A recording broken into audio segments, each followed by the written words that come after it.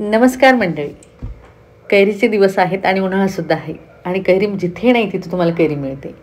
तर कैरीची लुंजी करायची म्हटलं आपण काय म्हणतो, अरे पंक्तीत आपण जशी म्हणजे लग्नात जेवायला गेलो किंवा कार्यक्रमात जेवायला गेलो तशी जर लुंजी म्हटलं, आंबट गोड जी कैरीची केल्या जाते तशा पद्धतीची आपल्याला घरी करता येत नाही, तशी चव येत नाही. तर अगदी आणि हो काय होतं, आपण जेवायला गेलो तर तिथं आपल्याला मागता सुद्धा येत नाही की आम्हाला लुंजी द्या, म्हणजे भाजी द्या असं म्हणता येतही नाही. त्यामुळे काय करायचं आहे, आपल्याला घरच्याच घरी लुंजी करायची आहे आणि परफेक्ट जशीच्या तशीच, जशी आपण लग्नामध्ये खातोय ना तशाच पद्धतीची बनवायची आहे. तर कमी साहित्यात आणि कमी वेळात आणि खरंच खूप छान होईल आणि 10 ते 15 दिवस टिकेल अशा पद्धतीची लुंजी आहे. कशी करायची आपण बघणार आहोत इथे. तर त्यासाठी मी काय केलं आहे, कैऱ्या घेतल्यात चांगल्या 6 कैऱ्या घेतलेल्या आहेत, मिडियम आकाराच्या आहेत. आंबट घ्यायच्या आहेत परत, जी आपण लुंजी करतोय ना म्हणजे कैरीची भाजी जी करतोय ना आंबट गोड, त्यासाठी आपल्याला कैरी जी आहे ती आंबट असायला हवी. आपण मार्केटमध्ये सहसा गोड आंबे जास्त आहेत, कलमी आंबे जे म्हटलं जाते ते आंबे जास्त राहतात. तर आंबट कैरी जी मिळते ना ती घ्यायची आहे. कैऱ्या काय करायचं, चांगलं स्वच्छ पाण्याने धुवून घ्यायच्यात अगोदर आणि नंतर आपल्याला त्याचे काप करून घ्यायचे आहे.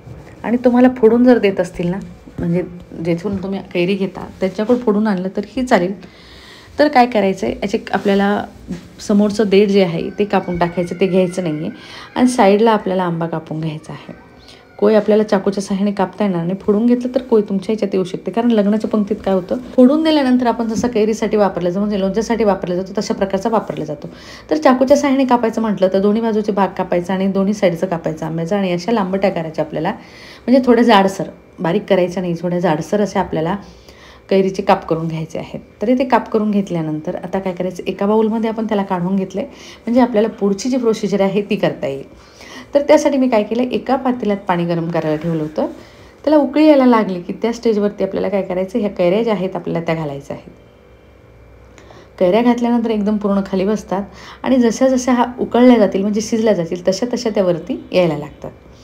आणि एक उकळी आली की बस, आपण ज्या कैऱ्या घातलेल्या आहेत ना त्याला एक उकळी आली की कैरी आपली शिजलेली आहे. खूप जास्त जर शिजली तर भाजीच्या ग्रेव्हीत एकदम मिक्स होऊन जाईल आणि नुसतं साल जे आहे ते राहतं. तसं राहिलं तरी चालेल, कारण आपल्याला लुंजी खायची असं काही नाही. थोडंसं पण जर तुम्हाला वाटलं की व्यवस्थित आपलं परफेक्ट असलं पाहिजे तर व्यवस्थित येथे 80% आपली कैरी शिजून झालेली आहे. तर आता काय करायचं, थोडीशी परत उकळी येऊ दिली आहे मी त्याला आणि आपल्या कैऱ्या चांगल्या शिजून झाल्यानंतर ह्या कैऱ्या आपल्याला एका चाळणी म्हणजे ताटामध्ये काढून घ्यायच्या. चाळणी असेल तर चाळणीमध्ये काढा, नाही तर ताटामध्ये काढलं तरीही चालेल. तर पूर्ण कैऱ्या ज्या आहेत आपण एका ताटामध्ये काढून घेतो आहे आणि आपल्याला बाकीचं पाणी जे आहे ते वापरायचं नाही आहे. कारण हे पाणी जे असतं ना थोडंसं तुरट येतं, तुरवटपणा म्हणजे कडवटपणा असतो थोडासा सालाचा, त्यामुळे ते वापरायचं नाही आपल्याला. तर ते पाणी बाजूला ठेवायचं, पाकू टाकून द्यायचं आहे. आणि कैरी जी आहे ती शिजली की नाही आपण एकदा चेक करून बघणार आहोत. तर पूर्ण आतला गर जो आहे तो अगदी छान शिजलेला आहे, तसाच पाहिजेत आपल्याला, अगदी व्यवस्थित कैरी शिजली पाहिजे. तर आता त्या अगोदर मसाला तयार करून घ्यायचा. त्यासाठी 1 चमचा धणे घेतलेत मी आणि 1 चमचा बडीशेप घेतलेली आहे. व्यवस्थित आपल्याला हे कुटून घ्यायचं आहे. कुटून जर तुम्हाला जमत नसेल तर मिक्सरमध्ये काढून म्हणजे मिक्सरच्या भांड्यामध्ये काढून थोडंसं जाडसर असं आपल्याला तयार करून घ्यायचं आहे. तर इथे आपलं वाटण तयार करून झालं म्हणजे पावडर तयार करून झालेली आहे. तर इथे तुम्ही बघू शकता अगदी हवेदार, मी तुम्हाला हातावर घेऊन सुद्धा दाखवते म्हणजे जवळून दाखवल्यानंतर तुम्हाला कळेल. अशा प्रकारे करायची आहे, जास्त बारीकही नाही आणि खूप जाडही नाही. तर आता पुढची प्रोसिजर करायची, त्यासाठी मी कढई घेतलेली आहे आणि कढईमध्ये चांगलं 2 चमचे तेल घालायचं आहे आणि 1 चमचा मोहरी घालायची आहे. मोहरी घातल्यानंतर तुमच्याकडे कळंजी जर असेल, कळंजी जी असते ती असेल ना तर ती घातली तरी चालेल. माझ्याकडे नाही म्हणून मी ती घातलेली नाही आहे. तर आपले मोहरी तडतडल्यानंतर हळद घालायची अर्धा चमचा, 1 चमचा लाल मिरची पावडर आणि 1 चमचा गरम मसाला घालायचा आहे तुमच्या आवडीनुसार. तुम्हाला कुठला मसाला आवडत असेल तो मसाला घालायचा आहे. थोडा गरम मसाले कमी असतील तर जरा जास्त छान लागेल. आणि गूळ घातला मी चांगला 1.5 वाटी, म्हणजे 1 पाव गूळ घातलेला आहे मी त्यामध्ये. तर 1 पाव गूळ घातल्यानंतर काय करायचं आहे, आपण जे मसाले घातले त्यामध्ये गूळ आपल्याला नुसता फ्राय करून घ्यायचा आहे.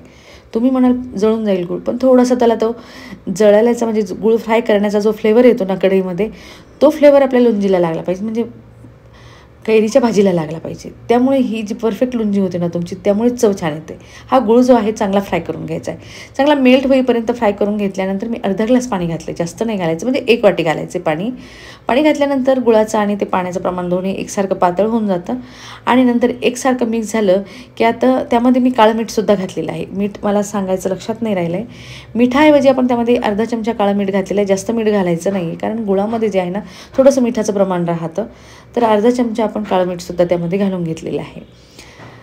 तर आपले कैऱ्या ज्या आहे आपण उकळून घेतलेल्या त्या घालायच्या आहेत आणि व्यवस्थित मिक्स करून घ्यायचं आहे अलगदपणे. थोडंसं शिजवताना आपल्याला एकसारखा चमचा त्याला देत राहायचं आहे, म्हणजे खालीवर करत राहायचं आहे. जशा जशा कैऱ्या त्या गुळामध्ये आणि त्या मसाल्यामध्ये शिजतील ना, तशी तशी लोणचीचा रंग बदलायला लागतो आहे.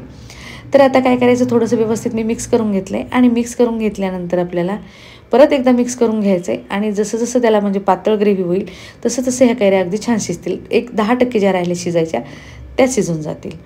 तर आता व्यवस्थित इथे मिक्स करून झाल्यानंतर आपल्याला याच्यावरती झाकण ठेवायचं आहे. तर झाकण ठेवताना मिडियम गॅस करायचा आहे आणि नंतरच झाकण ठेवायचं आहे.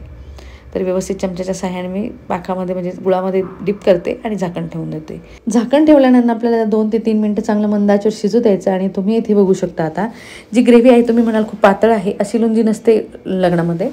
तर आपण ज्यावेळेस करतो ना त्यावेळेस खूप पातळ असते आणि जसं याला वेळ जाईल 2 ते 3 तास गेली की ग्रेव्ही जी आहे अगदी घट्ट व्हायला लागते हे. तर आता या स्टेजवरती आपल्याला गॅस बंद करायचा आणि ग्रेव्ही जी आहे चांगलीच घट्ट झालेली आहे आणि थंड झाल्यानंतर अजून घट्ट होते ही. तर काय करायचं, थोडंसं चमच्याच्या साहाय्याने थोडंसं स्मॅश करून घेतलं तरी चालेल, कारण जे कैरीचा भाग आहे तो अगदी व्यवस्थित त्यात मिक्स होतो. तर झाकण ठेवून दिल्यानंतर तुम्ही बघू शकता, पहिला ग्रेव्ही बघू शकता आणि आत्ताची ग्रेव्ही बघा. जसं जसं थंड होईल अजून वेळ थोडा गेल्यानंतर अजूनसुद्धा घट्ट होईल. तर येथे आपली कैरीची लोणची जी आहे ती तयार झालेली आहे. तर ही कैरीची लोणची जी आहे तुम्ही एकदा केल्यानंतर 10 ते 12 दिवस टिकते. फक्त काय करायचं, फ्रीजमध्ये ठेवायची आणि खायच्या ऐन अर्धा तास अगोदर बाहेर काढून ठेवायची आहे. जितकी लागेल तितकीच काढून ठेवायची. तुम्ही जर 1 किलो आंब्याची करून ठेवली तरीही चालेल. ज्यांना म्हणजे बऱ्याच जणांना लोणची फार आवडते, म्हणजे कैरीची लोणची जी आहे ती खूप आवडते. माझ्या इकडे तर सर्वांनाच आवडते. मी तर कधीही 1 किलो आंब्याची म्हणजे कैरीची मी लोणची करून ठेवतेच. तर तुम्ही वरण भात जरी केला, तोंडी लावायला भाजी असेल तर ते तेव्हासुद्धा आपल्याला लोणचं म्हणून एक छान चव म्हणून आपल्याला खायला छान लागेल.